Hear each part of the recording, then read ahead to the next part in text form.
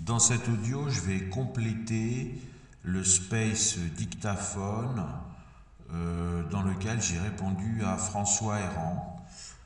Déjà, lui, il durait 40 minutes, je vais essayer de faire moins long et ça va être plus facile, enfin plus facile. François Héran est honnête, c'est-à-dire qu'il pose des postulats, un peu comme, bon, il est littéraire, mais un peu comme pourraient le faire des scientifiques, et sa seule escroquerie consiste à tricher, c'est tricher, on va dire honnêtement, c'est-à-dire qu'il fait oublier, ou il sait pertinemment que les lecteurs, le lecteur lambda va oublier les postulats. C'est de bonne guerre, on va dire, parce qu'il pourra toujours dire, il pourra toujours répondre, ah oui, mais moi, regardez, j'avais précisé que je partais de ce postulat. Par exemple, il démontre que l'article, il démontre, c'est pas une démonstration mathématique, mais il argumente en faveur d'un énoncé qui est l'article 1er de la Constitution française justifie partiellement les auteurs d'assassinats de gens qui ont blasphémé l'islam. C'est-à-dire les victimes sont Salman Rushdie, Samuel Paty, Charlie, Theo Van Gogh, et enfin bref, tous les gens. Il ne reste pas de survivants. En général, quand vous blasphémez l'islam, vous êtes sûr soit d'être exécuté, soit d'être sauvé à temps en étant placé sous protection. Et finalement, François Héran, ce qu'il fait de manière interne dans son cerveau, c'est une sorte de pseudo-démonstration que l'article 1er de la Constitution française implique que ces personnes, Charlie, Samuel Paty, Salman Rushdie, ont cherché à être exécutés, c'est un peu de leur faute. Mais les gens vont retenir qu'ils avaient tort de montrer les caricatures ou de blasphémer l'islam. Voilà. Ça, c'est la démarche de François Héran. Mais comme c'est une personne plutôt reconnue, il est obligé, dans la façon de rédiger ses textes, il est obligé à une certaine forme de prudence. Donc, il n'est pas vraiment malhonnête, il mise sur les oublis du lecteur. Concernant l'offensive et les critiques et les tentatives de disqualification qu'a subi Florence Bergeau-Blacker, elle a été attaquée par des gens beaucoup moins bons. C'est pas des gens du Collège de France ou c'est pas des gens qui ont été rue d'Ulm. Ce sont des islamo-gauchistes classiques qui ont été recrutés en sciences sociales dans les milieux universitaires ou du CNRS entre 1970 et 2000. Bon, il y en a qui sont jeunes, mais François Burgat, par exemple, c'est un retraité actif dont le parti pris, il s'en cache pas. Il a fait plusieurs tweets. Il les efface même parfois, donc c'est qu'il est conscient de ce qu'il fait. Enfin, conscient, je ne sais pas, puisque j'ai récupéré les screens, il les a pas effacés assez vite. Mais qui a soutenu Mohamed Merah, qui a soutenu les Kouachi et qui est allé jusqu'à soutenir Ben Laden et Daesh. Donc, lui, c'est un grand chelem. Mais comme il les efface, on peut supposer que, enfin, il pourrait toujours dire à un juge ou à des gens qui lui demanderaient des comptes, ah, mais c'était un test. Je voulais voir, je voulais trouver des comptes de fachos. Je suis pas sûr que je suis pas sûr qu'on va perdre notre temps à étudier, analyser la ligne de François Burgat, puisqu'elle a le mérite d'être, en gros, il fait des communiqués du Hamas, il pourrait les rédiger. Voilà, par contre, il essaye de jouer à l'intellectuel en se servant de son statut d'éméritat de l'université ou du CNRS. Alors, je rappelle que l'éméritat, ça ne veut absolument rien dire, c'est juste quand vous êtes à la retraite, vous devenez émérite, professeur émérite. Voilà. Quand vous êtes à l'université, pas à la retraite, on vous appelle professeur. Et quand vous êtes à la retraite, vous vous appelez professeur émérite. Voilà. Mais les gens ne le savent pas, émérite, il y a le mot mérite dedans, ça fait stylé. Et il a convoqué quelques articles de gens des sciences sociales payés par le CNRS. Alors je vais quand même rappeler rapidement que tant à l'université qu'au CNRS, en plus j'ai pas les dates exactes, mais il fallait avoir quasiment sa carte du Parti communiste pour pouvoir rentrer au moment où ces milieux se sont ouverts, on va dire, à des domaines qui ne relèvent plus de la science. Alors je rappelle, pour savoir si un truc est scientifique, c'est très simple. S'il y a le mot science dedans, il ne l'est pas. S'il n'y a pas le mot science, il l'est. Donc, biologie, c'est scientifique, médecine, c'est scientifique, mathématiques, physique.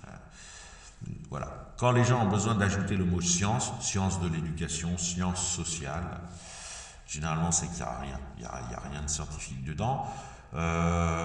L'histoire même, vous voyez que les historiens, ils ont quand même une tendance à être scientifiques, enfin ils essayent d'être sérieux et d'appliquer des méthodes en partie scientifiques pour le recueillement de leurs données. Après, l'analyse, elle est évidemment pas scientifique, elle ne peut pas l'être, puisque c'est dans une langue littéraire, mais au moins, ils ne cherchent pas à faire croire qu'ils sont scientifiques. Ils disent on est des historiens, voilà, point barre, et allez vous faire foutre. On a une démarche d'historien, voilà. Ils essayent, généralement, dans ce domaine, ce qu'on essaye, c'est d'attester qu'on est désintéressé. C'est ça le plus important. Alors par contre, en sciences sociales, en sciences de l'éducation, ça a été l'OPA immédiate de ce qu'on pourrait appeler tout le milieu marxiste et anticapitaliste, en disant il faut rentrer partout, il faut occuper les postes, c'est une opportunité. Mitterrand n'a rien arrangé, mais déjà avant, voilà. Donc les milieux de la sociologie, des sciences sociales, des sciences de l'éducation et de toutes les sciences de ceci, de cela, c'est effectivement totalement,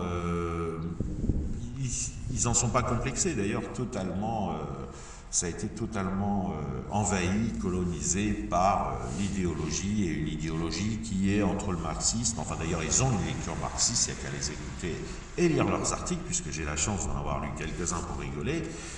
Ils ont une lecture marxiste du monde et le mot classe qui revient très souvent, voilà. Je rappelle que c'est un paradigme idéologique. Et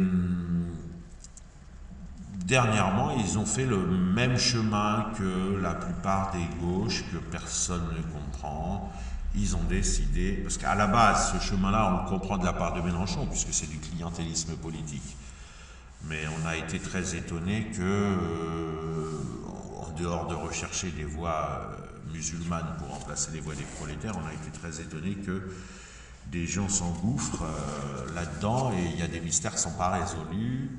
Enfin, ils le sont, mais d'une manière qu'on ne veut pas le dire, sur des alliances entre, par exemple, le LGBTisme et l'islamisation de l'Occident, enfin les grands mouvements d'islamisation de l'Occident. Bon, alors la réalité, c'est qu'ils tirent des coups ensemble, hein, donc je ne vais pas développer, je l'ai déjà développé dans un autre audio, et effectivement, ça pouvait se deviner. Ça pouvait se deviner pour des raisons d'alliance fétichistes sexuelle, mais c'est pas vraiment, on va dire, ni politiquement correct, ni même scientifiquement correct de le dire sans preuve. Et puis pour les preuves, je vous invite à taper. Je vais mettre des liens, tiens, c'est marrant. Je vais faire un tweet et je vais mettre des liens, parce que les sites internet ne mentent pas. Parce que d'une part c'est souvent payant, et quand on voit à quel point il marche bien, on comprendra tout de suite qui couche ensemble le week-end. Bon, bref, passons sur cette déclaration, disons, outrancière. Alors, qu'est-ce qui... Bon, je rappelle ce que c'est que l'islam. Je rappelle ce que c'est que l'islam, et tout le monde va être d'accord avec ce que je vais dire. C'est un truc qu'on ne peut pas critiquer, parce que sinon on est exécuté. Alors, j'amende tout de suite. Si vous critiquez anonymement, si vous blasphémez anonymement, si vous dites que le Coran c'est de la merde de manière anonyme ou cachée derrière l'ordinateur, vous avez des bonnes chances de rester en vie pour l'instant. Mais vous ne pouvez pas le faire à la télé, vous ne pouvez pas écrire des livres anti-islam, vous ne pouvez pas faire des films anti-islam, vous serez exécuté. Le dernier qui a essayé officiellement pour un livre, c'est Salman Rushdie, vous savez ce qui lui est arrivé. Ensuite, les journalistes qui ont essayé, c'est Charlie et Theo Van Gogh, ils sont morts. Quand un enseignant, Samuel Paty, en France, a essayé, lui il pensait même pas mal le faire parce que c'était commandé par les programmes, mais personne n'osait le faire, et puis il l'a fait, il a respecté les programmes. Il a été décapité au couteau de cuisine, bon, on a sauvé Salman Rushdie parce qu'il s'est retrouvé aussi protégé qu'un chef d'État, mais il y a une centaine de gens qui sont morts dans son sillage, hein, c'est-à-dire les éditeurs, les traducteurs, les ceci, les cela, tous les gens qui ont été de près ou de loin associés au livre de Salman Rushdie en 89 ont été exécutés par l'islam. Alors, l'islam, c'est une mafia qui, c'est considéré comme une religion, mais c'est dans les faits une sorte de mafia. Alors dans les mafias, il y a des tas d'innocents, hein. Je veux dire, la secrétaire du patron de la mafia, elle tue personne, elle y est pour rien. Donc c'est une mafia qui permet à un grand nombre de gens, exclusivement de sexe masculin, de garder, enfin c'est l'objectif visible, enfin c'est le résultat visible, de garder la possibilité effective de marchandiser les femmes. Voilà, dit comme ça, là, je ne sais pas si les gens sont d'accord. La question, en fait, elle n'est pas tellement là. C'est présenté comme une religion, mais d'une manière cash. C'est-à-dire que l'islam, vous avez le Coran, on vous dit, ça, c'est la parole de Dieu à la virgule près. Dans le Coran, il y a écrit, si vous désobéissez, vous brûlerez vif après la mort, vous brûlerez vif éternellement. Et en gros, si vous obéissez, vous irez au paradis. Alors, dans le Coran, il y a une description du paradis que pour les mecs. Vous irez au paradis et vous tirerez des coups avec des adolescentes de 16 ans, éternellement vierges, etc. Vous aurez aussi droit à des garçonnets semblables à des pierres taillées pour vous servir vos vins, vos assiettes de miel, etc.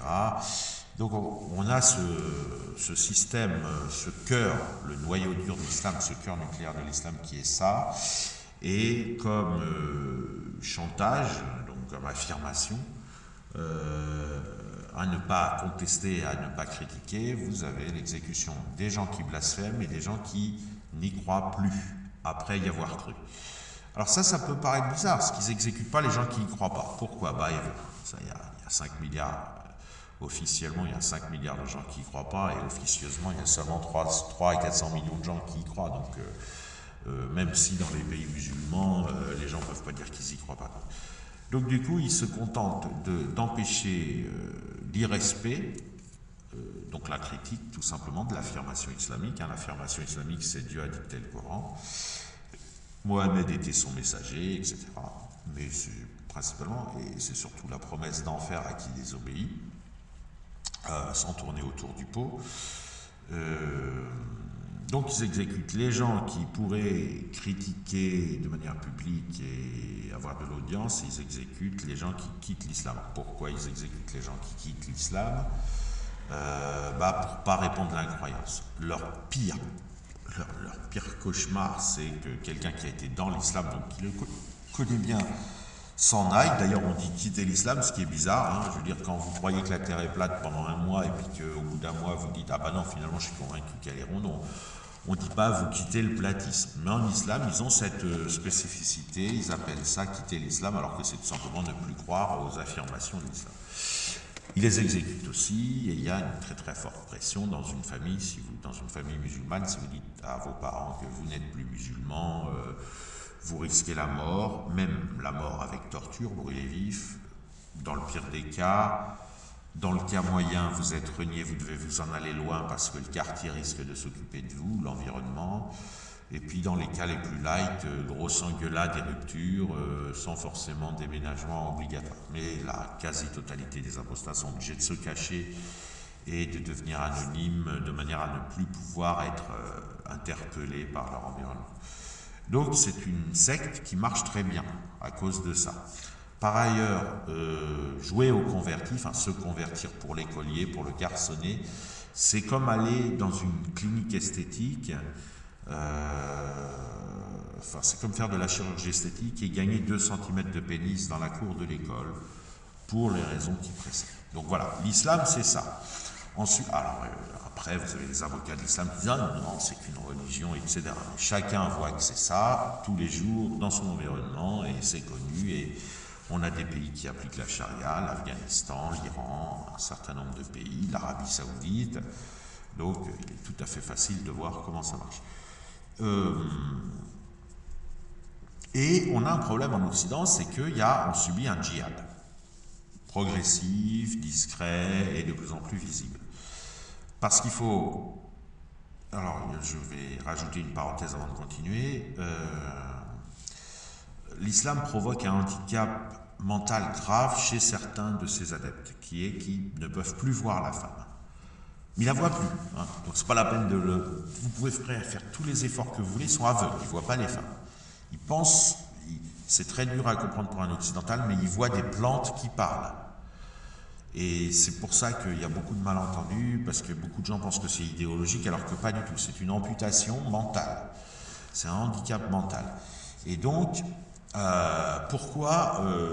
comment survient ce handicap? Parce que pour arriver à croire, pour écraser le doute, il faut se rendre aveugle, s'auto-aveugler, enfin, il faut ne plus voir, arriver à se forcer à ne pas voir que le Coran est écrit par un mâle, M-A, accent circonflexe, L-E. Et ce travail interne, cette automutilation psychiatrique, va conduire à ce que la virilité, la masculinité coranique d'Allah, enfin du supposé Allah, bien sûr le Coran c'est pas du tout, ça vient pas du tout de Dieu, pas plus que les autres religions, mais si vous voulez, pour les adeptes, il faut absolument que cette masculinité d'Allah s'efface, devienne neutre, selon un processus du genre on sent pas sa propre odeur. Et donc, en rendant neutre la masculinité, en faisant un incréé, un attribut d'Allah, la femme disparaît. Voilà. Et c'est ce qui se passe en islam. Alors, on vous dira, on l'arrose tous les jours, on la soigne, on lui donne des graines, voilà, l'islam est un diamant, la femme est un diamant en islam, etc. Mais bon, chacun aura reconnu là des arguments d'avocat. C'est de la rhétorique. De cette masculinité découle la délinquance, la guerre, enfin bref, quand vous mélangez des hommes entre eux, on arrive à la torture, à la délinquance, à la guerre, je ne vais pas développer, c'est connu, là pour le coup c'est un phénomène psychiatrique absolument banal.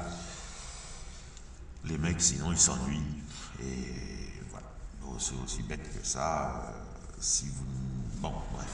Et puis ça, de toute façon ce que je dis n'a pas besoin d'être vrai, j'essaie de donner des senteurs, des mécanismes. Et donc on le voit dans la société, puisque vous avez la racaille islamique, la racaille des cités chaudes. Si je retire le mot islamique, si je dis racaille des cités chaudes, c'est tout à fait valable aussi. Sauf que ce qu'il faut comprendre, c'est que là où la délinquance dans les ghettos est une délinquance pour laquelle les membres du ghetto se sentent coupables, rêvent de sortir du ghetto, rêvent de devenir des gens bien, mais faute de mieux, ils ont un gagne-pain qui est d'être des bandits. Bon. Ce que l'islam ajoute, c'est que la racaille de cité française, puisque on a la triste chance d'être particulièrement bien loti en racaille de cité islamique, ce que l'islam ajoute, c'est qu'ils ne rêvent pas d'autre chose. Ils sont fiers de leur délinquance qui en islam leur apparaît d'une manière floue, brouillonne, parce qu'ils n'ont pas l'approbation des chefs religieux pour être des délinquants, bien évidemment. Les chefs religieux ont honte de ces nictamériens, de ces wallawachistes, mais de leur point de vue, ils sont fiers, comme ils disent souvent, fiers, et alors ils vont plutôt dire fiers d'être musulmans que fiers d'être une grosse racaille de cité qui dit nique ta mère toute la journée. Mais c'est le même processus, c'est-à-dire qu'ils n'ont pas de sentiment de culpabilité parce que l'islam modifie l'organisme de l'individu et l'ampute de cette empathie qui lui permettrait de ressentir de la culpabilité quand il viole une fille, quand il attaque des gens. On se rappelle d'ailleurs de l'absence d'empathie qu'avait le père de famille d'une racaille qui avait fait le tour des réseaux. Il avait tapé une grand-mère qui était tombée par terre pour lui voler ses affaires. Le père était passé sur TPMP et on voyait que malgré tous ces efforts qu'il faisait, le père, il ne ressentait en fait pas de honte réelle. Il ressentait de la honte parce que ça s'était vu, parce que ça c'était connu. Et c'est pas méchant de sa part, c'est que simplement il n'avait pas les neurones pour ressentir cette honte.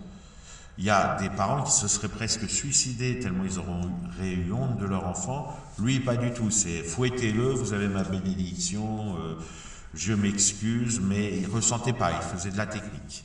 Alors, je passe à la deuxième.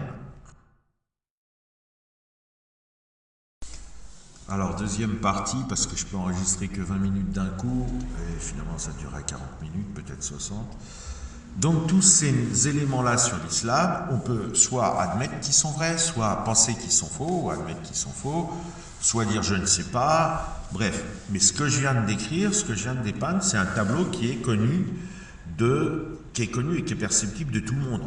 C'est pas, voilà, peu de gens se tromperaient si, quand ils voient quelqu'un faire un acte de délinquance, on lui dit alors lui c'est un musulman ou pas d'après toi. Évidemment les gens se tromperont pas, et pas en regardant la couleur de peau, hein. Bon, bien sûr, évidemment, si c'est un maghrébin ou un subsaharien, ils vont dire ah c'est un noir, un arabe, donc il est musulman. Donc on écarte, on prend un blanc qui fait un acte de délinquance, il y a une signature de l'acte de délinquance islamique, qui est, même si difficile à décrire avec des mots, qui est très reconnaissable. Il y a une tenue qui est très reconnaissable, une tenue islamique, qui a d'abord été ce qu'on appelait en rigolant le lacostéenne, qui est devenu la tongue à chaussettes jogging quand vous envisagez pas de braquer une banque, et puis sinon c'est d'autres styles. Et puis au milieu de tous ces gens-là, vous avez des gens bien honnêtes qui ne sont pas délinquants, qui vont se diviser entre des étudiants qui essayent de s'en sortir et des pieux. Voilà, des gens pieux. Donc qui sont en réalité, et c'est un des problèmes de l'islam, qui sont tout simplement les radicaux islamiques. C'est-à-dire ils ne vont pas braquer une grand-mère, ils attendent de se faire sauter. Je caricature un peu, mais c'est plus ou moins ça. C'est-à-dire que ce sont des gens qui vont être honnêtes au regard des lois françaises pour de la délinquance ordinaire, mais qui sont susceptibles de brûler vif leur femme si elle sort avec une autre femme ou si elle sort avec un autre homme. Sortir au sens s'embrasse, etc. C'est-à-dire que... Et puis vous avez encore des catégories de pieux qui sont passifs, qui feront rien. Après, ça dépend des tempéraments. Mais globalement, on a une signature islamique qui est la signature du mal dénué, enfin amputé de la femme, y compris de la femme en lui. Et donc on observe une maladie en live. Ça, on observe un terrible handicap mental et psychiatrique et une maladie en live qui n'est pas classée. C'est-à-dire que les psychiatres ne disent pas comme moi, ils disent que c'est pas une maladie. Ils n'ont pas envie qu'on leur remplisse leurs hôpitaux avec des gros bestiaux faisant des concours de testostérone. Mais globalement, c'est un truc que n'importe qui voit, n'importe qui ressent ça, dès lors qu'on est en dehors de l'islam. Et quand on est à l'intérieur de l'islam, la vision est un peu différente. On va dire que ces délinquants nous font une mauvaise publicité, faut les raisonner, faut les mater, éventuellement les dresser. Vous avez une autre, de l'intérieur de l'islam, vous pouvez aussi entendre un autre slogan qui est « Ils font pas partie de l'islam, l'islam interdit toutes les conneries qu'ils font, vendre de la drogue, etc. » Et puis, vous avez encore deux, trois types de slogans. Mais globalement, le ressenti à l'intérieur de l'islam, il est, si j'exclus ceux qui trichent et qui disent ce ne sont pas nos co-religionnaires, tout le reste, ils admettent que ce sont leurs co-religionnaires dont la masculinité serait mal canalisée, mais ne serait pas excessive, ne serait pas pathologique. Ils restent fermes sur leur position masculine, à dire qu'un homme bat sa cogne, ça se bat, ça commet des actes de... Enfin, bref, un homme est forcément un mauvais garçon, il a forcément besoin d'épaissir son identité de manière testostéronée, et il y a ces espèces de rituels ancestraux qui amènent à ce surjeu de la virilité par l'ennui qui résulte du fait qu'il ne voit pas la femme. Un vrai musulman, ça meurt puceau même si ça a tiré 150 coups, parce que ça n'a fait que ça n'a fait que se masturber, y compris dans des femmes, si vous voulez. Il n'y a pas d'accès à la femme dans l'islam, et ils n'y arrivent pas. Et ça pose un énorme problème. C'est très problématique.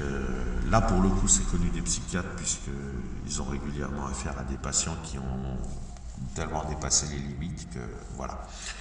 Après, ils cherchent des excuses, ce serait soi-disant des produits toxiques, etc. Mais ça, c'est de bonne guerre. En psychiatrie, on cherche des excuses aux patients, on doit être bienveillant, etc. Mais passons. Dans ce contexte, on a donc un contexte de guerre, pertinente ou pas. de guerre, enfin, c'est pertinent ou pas de le dire. Et on a une sociologue, donc une personne qui s'appelle FBB, je vais l'appeler FBB dans la suite, qui va décrire comment, en relief, qui va rentrer un peu à l'intérieur de l'islam qu'elle connaît et qui va décrire pour les gens qui vont acheter son livre, avec une volonté d'alerter et d'en vendre beaucoup, qui va décrire les lignes de force. Donc elle a décidé de l'appeler le frérisme et ses réseaux. C'est tout à fait pertinent puisque c'est l'association officielle qui est la plus célèbre, la plus connue, qui assume le plus la stratégie qu'on voit. Alors ça ne veut pas dire qu'ils l'ont provoqué, mais c'est eux qui assument que c'est bien, que ça avance dans le bon sens, qu'il ne faut pas faire des attentats tout le temps, c'est chiant, qu'il ne faut pas se balader habillé en salafiste, avec des longues barbes, qu'il vaut mieux couper sa barbe et mettre des costards cravates provisoirement. Enfin, on a un groupe qui est en parfaite harmonie avec l'islamisation générale qui se produit en Occident et qui est la réislamisation des pays anciennement musulmans dont ils savent très bien que ça s'effrite. Et elle écrit un livre complet là-dessus, sans jamais chercher à abuser ou à berner qui que ce soit. Elle a les connaissances, elle a travaillé sur ce sujet et elle décrit. Si vous voulez, son livre, après, il faut vendre. Les livres, on mange avec les livres qu'on écrit. C'est un travail très dur, c'est pas, voilà, on n'arnaque pas les gens quand on vend. Donc évidemment, il faut bien choisir le titre. Le frérisme et ses réseaux, c'est un titre plutôt bien choisi. Mais elle aurait pu appeler aussi ça l'islamisation, les techniques d'islamisation de l'Occident. Elle aurait pu l'appeler les astuces de l'islam pour coloniser l'Occident. N'importe quel titre aurait été tout à fait pertinent. Après, elle décrit, à partir des éléments qu'elle a, elle décrit comment il gagne, comment cette multinationale islamique gagne. Et finalement, ce que tout le monde voit de ses yeux, en lisant le livre de FBB, ils comprennent les connexités entre les différents groupes de force, groupes institutionnels. Je vais prendre un exemple très simple. Vous avez la racaille de cité qui fait semblant de se révolter contre Naël, qui en fait, ça donne un genre d'exercice, comme on fait des exercices incendie, quand il y a une alerte incendie, ça donne un exercice de djihad. Donc, ils essayent de mettre un peu leur cité à feu et à sang, à taper sur tout ce qui bouge. Et puis, vous avez les mouvements des coloniaux et la gauche qui va dire qu'il s'agit d'une révolte contre les inégalités sociales. Vous allez avoir tout un tas de phénomènes qui vont se produire et grâce au livre de FBB, vous comprenez que l'islam est bien là aussi. Il est bien là aussi parce que vous avez une islamisation de l'atmosphère, une islamisation de la pensée occidentale qui suit l'islamisation naturelle des pays musulmans. Et cette islamisation, elle n'est pas que dans le fait de donner des coups de poing à l'adversaire, elle n'est pas que dans le djihad, dans la sourate 9 du Coran, elle est aussi dans la manière de penser. Et là, c'est très très important parce que si vous lisez les détails de son livre, moi je les connais, j'ai lu le livre un peu en diagonale, quelques pages par-ci par-là, mais comme j'ai fait la même enquête, je les connais. Mais moi je prétends vraiment pas parler correctement, hein, donc je ne prétends pas dire des choses douces. Mais c'est très important de comprendre qu'ils ne voient pas. C'est pas seulement qu'ils sont opposés, c'est qu'ils ne voient pas certaines choses. Alors j'ai parlé de la femme, je peux aussi parler de la logique. Ils rangent je vais dire, c'est pas les vrais neurones, c'est des neurones abstraites, c'est des zones de pensée. Hein. Mais ils rangent dans les neurones qui sont faites pour des vraies vérités, ils rangent leurs croyances. Pourquoi ils font... Donc, il faut bien distinguer qu'une croyance, c'est pas forcément faux. C'est soit vrai, soit faux. Mais c'est avant tout une croyance. Avant d'être vrai ou faux, c'est avant tout une croyance. Et donc, normalement, l'individu équilibré, il a des neurones qui sont là pour ça, d'ailleurs. Loger les croyances. Mais le problème de l'islam, c'est qu'on n'arrive pas à y croire facilement si on branche ça dans les neurones de la croyance. Il y a des tas de doutes qui subsistent. Bon, c'est une religion un peu ratée. Le Coran oublie de proposer un paradis aux femmes décrit en détail. Donc voilà, c'est quasiment... vous vous dites, oui, non, mais c'est un canular ce truc. Bon.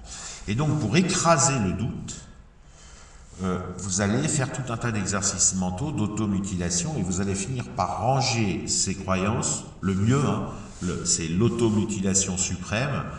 Vous allez dire, je vais les mettre dans les neurones réservés aux vérités. Mais les neurones réservés aux vérités vraies, si j'ose dire, et non pas les croyances, et non pas vérités religieuses, c'est que ce sont des vérités non chargées. Non pas. Ce sont des petites choses pratiques de routine.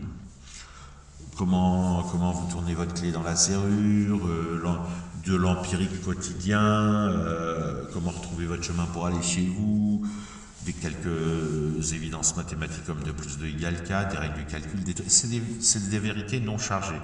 Ça, on ne les remet pas en cause parce qu'on sait qu'elles sont vraies, on est sûr qu'elles sont vraies, mais on n'en est pas sûr d'une manière.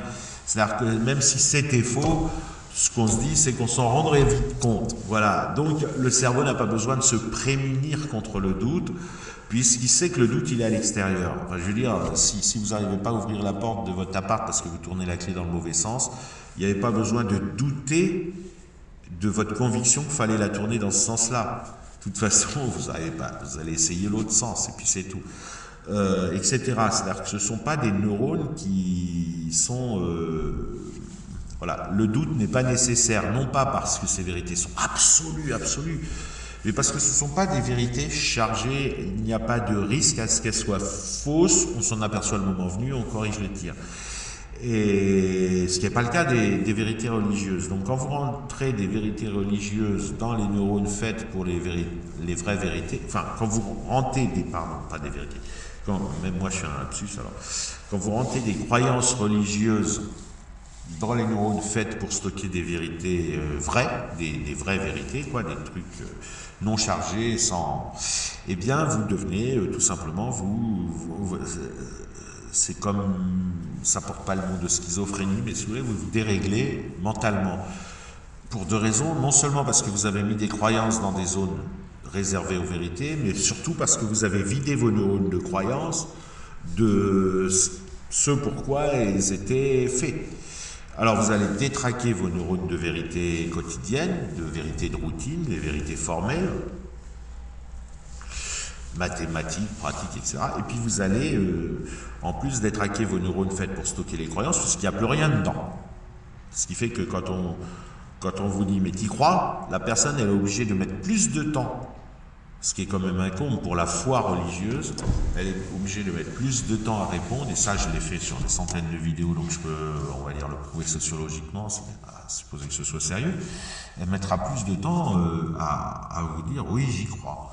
Pas parce qu'elle n'y croit pas ou pas parce qu'elle a une baisse de foi, mais tout simplement parce que les neurones de vérité, faites pour les vérités absolues, c'est en général ce qu'on appelle les évidences, hein, et les évidences, quand on vous demande si vous y croyez, la question tombe tellement sous le sens que voilà, il y a tout un circuit dans votre cerveau. Où est-ce que j'ai mis ça là? Ah putain, c'est dans 2 + 2 = 4, j'ai mis Allah a dicté le Coran dans 2 + 2 = 4.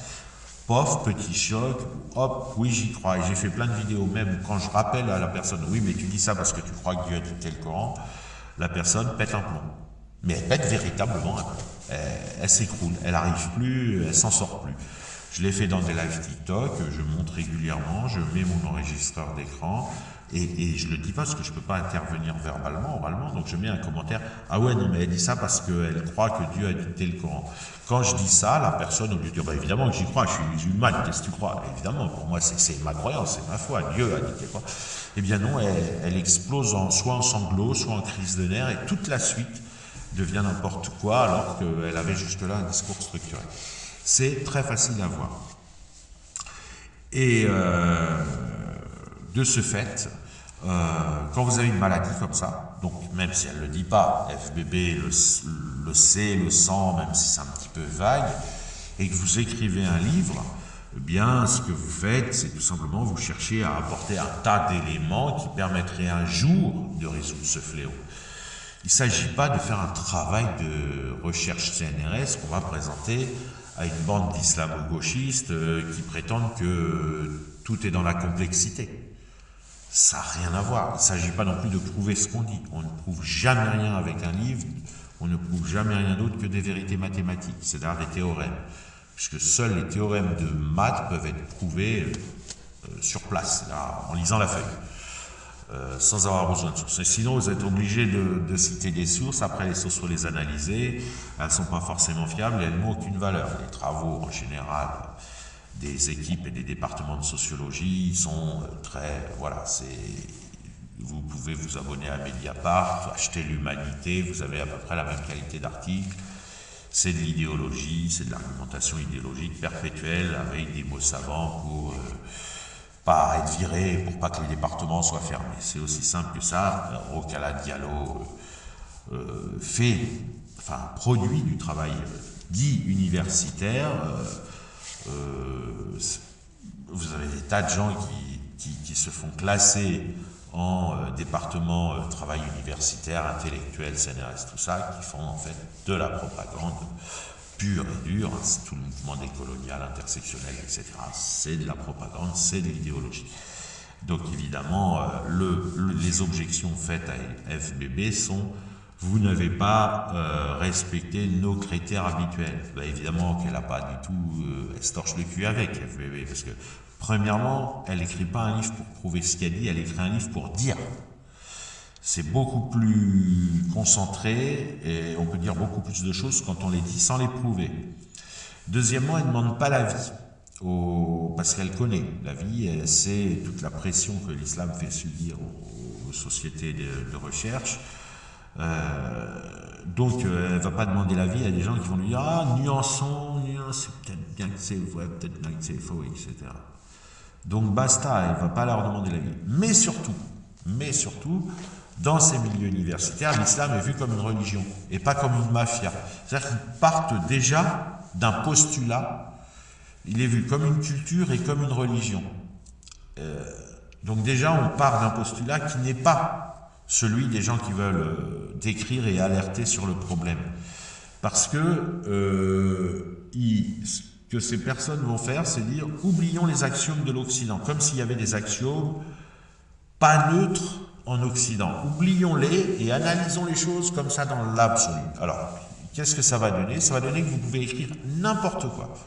Parce que dans toute affirmation, il y a des axiomes. Si vous oubliez ce que vous appelez les axiomes de l'Occident pour ne pas être influencé par la pensée occidentale, de manière à revendiquer une espèce de neutralité ou d'objectivité mondiale, eh bien vous n'écrivez rien si vous êtes sérieux.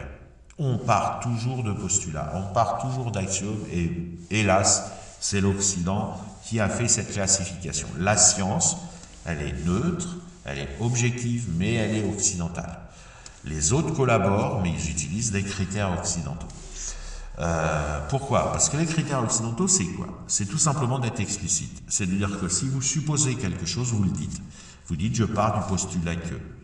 Voilà. Alors, comme la plupart de ces mentalités de sociologues dans leurs articles disent, nous n'allons pas partir des postulats de l'Occident, alors ils vont faire de la poésie. Parce que de quoi ils partent? Tout ce qu'ils vont écrire, c'est un gigantesque postulat qui fait 300 pages. Et puis c'est tout. Et donc ils disent que FBB ne respecte pas cette règle, qu'elle se situe dans l'Occident, avec des préjugés, on va dire occidentaux, blablabla, si je traduis toutes les critiques. Mais oui, bien sûr, elle postule que l'islam est dangereux, elle postule que l'islam est une secte, même si elle ne le dit pas, elle analyse sa puissance. Voilà, c'est ça qu'il faut comprendre. Elle analyse la puissance de l'islam à travers ce qu'elle appelle les frères musulmans et ses réseaux. Les réseaux des frères musulmans, ce n'est pas les frères musulmans, justement. C'est ces réseaux, c'est les autres. Voilà, troisième partie. Donc oui, elle décrit l'emprise, la puissance de l'islam. Bien évidemment, ce qui est implicite, mais c'est de l'implicite honnête, c'est que c'est un danger, c'est que c'est un fléau. Elle ne peut pas le dire, elle le sait comme tout le monde le sait, comme tout le monde le sent. On pourrait relativiser en disant c'est une autre culture, mais là c'est surtout un autre culte. L'islam c'est un culte avant d'être une culture. Et c'est implicite, voilà. Il n'y a pas de revendication d'obéir aux critères exigés par les départements de sociologie du CNRS et les critères de sociologie des universités mondiales. Pas plus. Si vous allez dans un pays islamique, les chercheurs n'ont absolument pas le droit, c'est une règle officielle, de retirer les axiomes issus du Coran. Le Coran, c'est ce qu'ils appellent le slogan « la révélation avant la raison ». C'est-à-dire avant même de raisonner, avant même de faire un travail scientifique en Iran, par exemple, vous n'êtes pas autorisé à ne pas admettre que le Coran est une vérité absolue. Donc vous ajoutez le Coran aux connaissances scientifiques occidentales. Alors, théoriquement, ça devrait les amener à des contradictions. Mais ils s'arrangent pour... voilà, une contradiction peut toujours être dégradée en affirmation qui n'affirme pas tout. Une contradiction, c'est affirmer tout, que tout est vrai. Ils peuvent dégrader, ils gardent les listes qui les arrangent. Mais après, ils savent se débrouiller, on va dire, de manière discrète pour y aller mollo. Et en fait, en secret... Si vous êtes un physicien nucléaire en Iran, bien évidemment, en secret, vous n'allez pas admettre, vous n'allez pas vous baser pour faire vos expériences et vos montages en laboratoire, vous n'allez pas dire je vais voir le Coran, je regarde ce que je pourrais ne pas avoir, évidemment. Mais globalement, tout ce qui est article scientifique issu du monde musulman respecte l'idée que le Coran est la vérité absolue. Vous ajoutez à la logique. Je rappelle que la logique, c'est le fait de ne rien affirmer. C'est juste le fait de détecter dans le langage ce qui consiste à ne rien dire, comme un chat est un chat, 2 égale 2, etc. Donc vous ajoutez à la logique les postulats islamiques, et ça vous donne en fait une théorie contradictoire, mais ça peu importe, mais ça vous donne surtout une théorie tout court qui est implicite dans le monde islamique, puisque ce serait blasphématoire de la part d'un scientifique islamique de remettre en cause ce qu'affirme le Coran. C'est-à-dire qu'on est, à la rigueur, un scientifique en monde islamique, si vous dit que 2 plus 2 égale 6, il va faire rire de lui. Si vous dit que le verset 78-33, par exemple, est faux du Coran, il sera décapité. Il préfère dire que 2 plus 2 égale 6. Voilà. Mais de toute façon, c'est très profond. C'est paradigmatique, c'est pas seulement volontaire, c'est pas seulement choisi sous la contrainte. Non, c'est très profond. Eh bien, pour, on va dire, des raisons similaires, FBB, elle part pas de rien, elle dit, j'ai un phénomène, j'étudie sa puissance, et elle utilise les bases de discussion sont trichées, les bases de discussion qui ont été plus ou moins construites en Occident de façon à la fois scientifique, et quand elle ne peut pas prouver quelque chose, elle dit voilà, je l'affirme, je le sais, j'ai cherché, j'ai des connaissances, je m'occupe que de ça, c'est mon travail. Voilà. Donc la seule caution finalement que revendique FBB, c'est qu'elle a bossé sur la question. Et elle prétend pas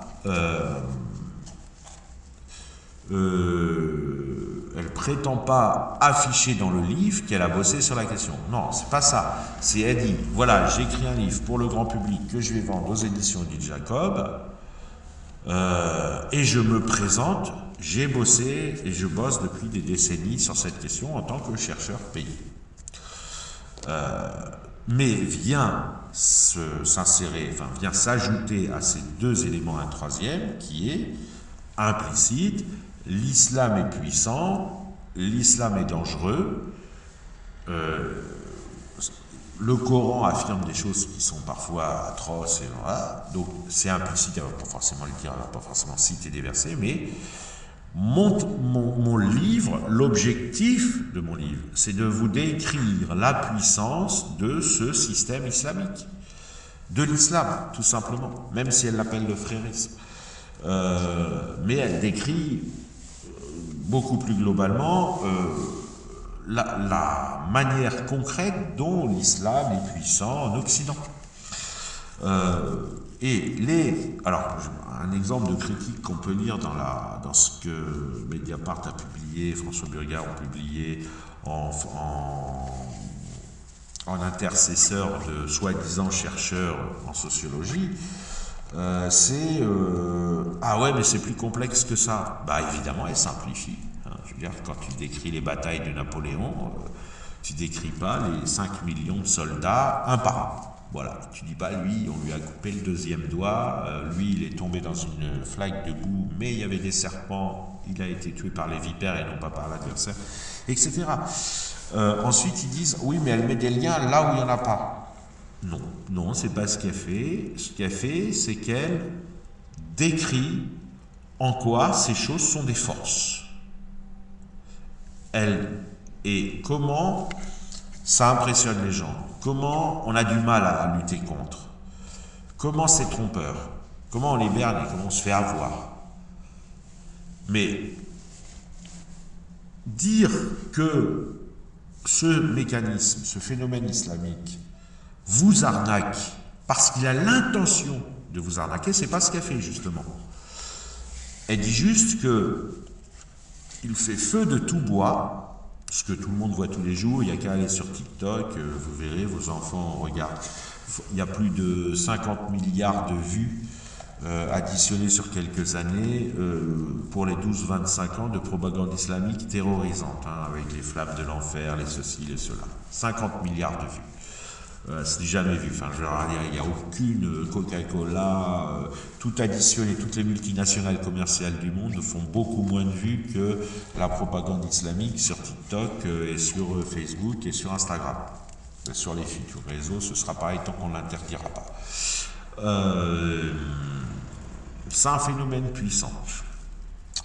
Dire que c'est un accusé FBB de mettre des liens là où il, en faisant croire qu'elle affirmerait qu'il se passe des coups de téléphone, par exemple, ces gens-là, ces soldats de l'islam au sens général, c'est faux, elle ne dit pas ça. Elle dit ça participe à la force de l'islam.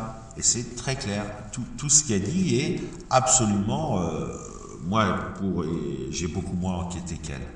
Mais j'ai suffisamment enquêté pour vérifier quand est-ce qu'elle pourrait se tromper, quand est-ce que quelque chose ne serait pas scientifique. La seule chose qui n'est pas... quelque chose qui ne serait pas sérieux.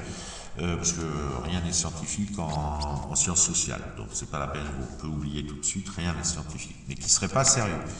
Hein, les seules sciences, c'est les maths, la physique théorique. Ensuite, on passe aux sciences expérimentales avec... quand c'est sérieux, les exigences sont telles que tous les articles de sciences sociales, vous pouvez les jeter à la poubelle, ils ne répondent pas à ces exigences. Sciences de l'éducation, j'en parle même pas. Enfin. Mais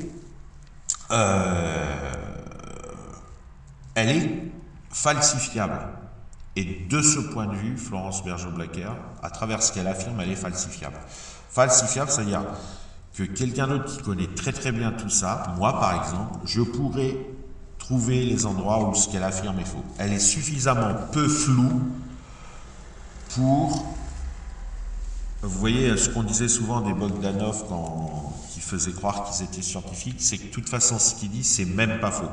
C'est suffisamment vague, c'est comme la langue de bois des hommes politiques, vous pouvez même pas leur dire non, ils affirment rien. Ils font pas de science, tout simplement, c'est vague, c'est gentil, c'est vulgarisé. Bon, c'est comme les gens qui disent que les trous noirs existent, voilà, c'est de la vulgarisation, parce que c'est pas vrai qu'ils existent au sens où on entend, et puis c'est pas vrai qu'ils n'existent pas non plus au sens où... FBB ne fait pas ça. Elle ne fait pas du Bogdanov, elle ne fait pas du Idrissa Berkane. Elle est carrée, c'est-à-dire que si elle affirmait quelque chose qui était faux, quelqu'un qui connaît le problème comme moi, ou quelqu'un même du camp adverse, pourrait dire ça c'est faux.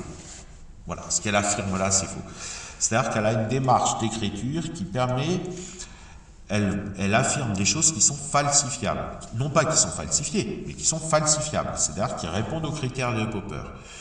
Et ça, c'est bien. Ça, c'est plutôt quelque chose de, au contraire, assez solide scientifiquement. C'est, par exemple, je ne sais pas si elle l'a écrit, mais par exemple, si je vous dis qu'ils ont peur de l'enfer, si quelqu'un me dit non, un musulman n'a pas peur de brûler vif après la mort et c'est pas pour ça qu'il se voile et qu'il fait... voilà, entre gens qui savons, on sait qui a raison. c'est cash, c'est précis. Oui, ils ont peur de brûler vif, post-mortem, et oui, c'est une peur concrète. Non, la mort n'existe pas en islam. Le musulman ne perçoit pas la mort. Sauf s'il a déjà apostasié partiellement. Pour le musulman, il n'y a pas de vie ici-bas. On passe un test, mais quand je vous dis qu'il le croit, c'est pire que de le croire. C'est qu'il ne ressent même pas l'alternative. Il ne ressent même pas que ça pourrait être faux. Donc pour lui, on passe un test et puis il va passer ensuite, il va avoir sa note, quoi, le jugement dernier. Et après, il va soit aller brûler vif, soit aller, pour les hommes en tout cas, tirer des coups au paradis avec des ados de 16 ans. Et on lui garantira que ce faisant, il aura 33 ans éternellement. Bon, pour le musulman, c'est concret. C'est pas du tout, voilà, une croyance. Non, c'est vraiment, il s'évite de brûler vif après la mort. C'est sa seule préoccupation. Et il a l'impression de gagner. Alors après, il se relâche plus ou moins, parce que il y a aussi, l'islam promet à tous les musulmans d'aller au paradis, qu'ils soient les pires monstres ou pas. Ils iront tous au paradis. Mais ils peuvent passer quelques semaines en enfer à brûler vif, et il y en a qui, voilà, sont un peu peut-être légers avec ça. Mais l'islam promet aussi à tous les non-musulmans de brûler vif éternellement, voilà, pour être bien sûr qu'un maximum de gens vont avoir peur de se convertir. Et donc, ces choses-là sont vraiment quand vous avez travaillé le sujet, c'est vraiment des vrais trucs pour un musulman. Il n'y a pas de mort pour un musulman, il n'a pas peur de mourir. Enfin, il a peur de brûler vif après la mort, mais il n'a pas peur de mourir en soi. Parce que c'est pourquoi, par exemple, quand vous avez Gaza, vous avez des parents qui ils pensent envoyer leurs enfants au paradis. Donc, il n'y a pas plus grande preuve d'amour pour son enfant que de l'envoyer au paradis en s'en servant comme bouclier humain. Je vais dire, vous n'allez pas galérer toute votre vie à lui donner à manger, à pas être sûr qu'il risque peut-être d'apostasier et donc de brûler vif éternellement. Le paradigme et la grille de lecture islamique dit que c'est beaucoup plus simple si vous le tuez, et comme ça il est direct au paradis. Alors évidemment, ce qu'ils ne veulent pas faire, c'est eux aller en enfer eux-mêmes. Alors oui, ça passe plus par le djihad, et c'est plus rare de rencontrer des parents qui tuent leurs enfants avant la puberté en disant comme ça je suis sûr que je t'envoie au paradis, c'est le mieux que je puisse faire pour toi mon chéri. Parce que eux par contre ça les envoie en enfer de faire ça. Mais ça se rencontre, hein, il y en a qui le font, mais c'est pas fréquent. Ils essayent tous d'aller au paradis, donc ils envoient leur gosse au djihad, comme ça le gosse se fait tuer, il part au paradis, mais eux-mêmes ils essayent d'aller au paradis, donc de rester des bons musulmans, etc. Vous avez une pensée qui est comme ça en islam, alors avec plein de nuances à apporter, etc., mais c'est pas rien, c'est pas pareil qu'en Occident, c'est pas une banalité, c'est pas un détail. Ils croient aux jeans aussi, donc... Eh bien, FBB, pour vous dire, moi je suis en train de vous raconter des grosses outrances, là, on pourrait me qualifier de café du commerce, et on aurait raison. Mais au moins, quand je parle, vous pouvez me dire que c'est faux. Vous direz, ah non, ça c'est pas vrai. Vous pouvez vérifier, et après vos vérifications, vous saurez si c'est vrai ou si c'est faux, en interrogeant une centaine ou un millier de musulmans, en essayant de les choisir aléatoirement. Eh bien, FBB, elle affirme plein de choses, et sur chacune des choses qu'elle affirme, on peut le vérifier. Voilà. Donc, par rapport, maintenant, vous prenez un article de sociologie, vous lisez un article banal comme en ont écrit les copains de François Burgat, ou comme François Burgat en a lui-même écrit, parce que je pense que son titre c'est sociologue, enfin je sais pas, peut-être sciences humaines, enfin je sais pas. Vous verrez qu'il n'y a rien. Il fait de la rhétorique, il plaide. Il plaide. C'est un avocat, à la fin, on se dit finalement, qu'est-ce qu'il a affirmé? Il a dit que l'islam c'était très bien, que l'Occident c'était des sales capitalistes qui oppressent les peuples du Sud, voilà. Mais en fait, il dit rien. Voilà. Eh bien, FBB a dit quelque chose, et a dit quelque chose d'assez précis, et elle n'a jamais prétendu faire autre chose. Elle prétend écrire un livre sérieux, provenant de ce que elle ne prétend pas l'écrire au nom du CNRS, c'est pas un travail de recherche, donc ça n'a aucun sens. C'est pas une publication scientifique au sens officiel du CNRS, c'est pas une publication avec des rapporteurs, avec un comité de lecture, c'est pas ça. Elle a publié chez Odile Jacob, elle n'a pas publié dans un journal officiel de sociologie. Et elle en a absolument, je pense, rien à branler, et moi idem, de ce qu'en penserait un comité de lecture avec un référé, lui-même sociologue, islamo-gauchiste, etc. Elle en a rien à branler. Il n'y a pas, voilà, il n'y a pas. Si vous voulez, il fallait faire autrement. Il fallait que dans les années 70 à 2000, les recrutements soient sérieux. Mais vous ne pouvez pas aujourd'hui avoir des départements de sociologie du CNRS qui vous expliquent que de toute façon, ça peut être que la guerre avec le capitalisme. Est-ce qu'il faut le renverser par tous les moyens, quitte à mentir, quitte à créer des faux départements scientifiques. Voilà, c'est comme ça. Fallait pas demander, fallait pas exiger que les candidats aient tous leur carte au Parti communiste, soient tous de vaillants... parce qu'il y a une culture qui s'est transmise et ça marche comme ça maintenant, la sociologie. Donc moi, je m'en fous. Enfin, je pense pas que les sociologues ils sont invités à la télé, et c'est à peu près tout. Après, ce qui est plus dommage, c'est pour la psychologie. Et pour les sciences de l'éducation, ça fait beaucoup de mal. Hein. On a eu quand même la constante macabre et tout un tas de théories d'apprentis sorciers qui ne marchent pas, avec des gens qui refusent de constater que ça ne marche pas et qui vont toujours dire que c'est de la faute des autres. Ce qui est tout le contraire de la science. Quand vous dites un truc et que ça ne marche pas, vous le reconnaissez, vous le constatez. C'est ça la science. Voilà. Mais donc on a ces problèmes, mais FEB, elle ne se situe pas. Elle se situe en tant que citoyen parfaitement subjectif, assumé, qui sait qu'il y a un problème, qui a des connaissances pour l'analyser et qui de temps en temps écrit un livre, non pas en tant que chercheuse, mais en tant que personne informée par sa position de chercheuse. C'est très différent. Hein. Imaginez un physicien travaillant sur des mécanismes nucléaires extrêmement subtils, hein, mais qui à un moment donné sort de son rôle et puis il écrit un livre pour dire non, il faut arrêter, c'est dangereux. Il faut arrêter, c'est dangereux, il simplifie, voilà. Et il dit non, ce type d'arme, on peut imaginer une arme totalement nouvelle, voilà, ça peut vous faire exploser la planète Terre en 3 secondes en appuyant sur un bouton. Bon, voilà, il sort de... Puis il va écrire un livre et puis il va expliquer vite fait. Et bien c'est la même chose.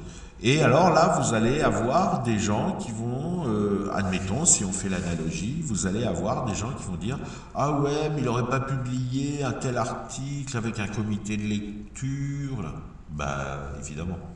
Enfin, je veux dire, c'est même pas le sujet. Voilà.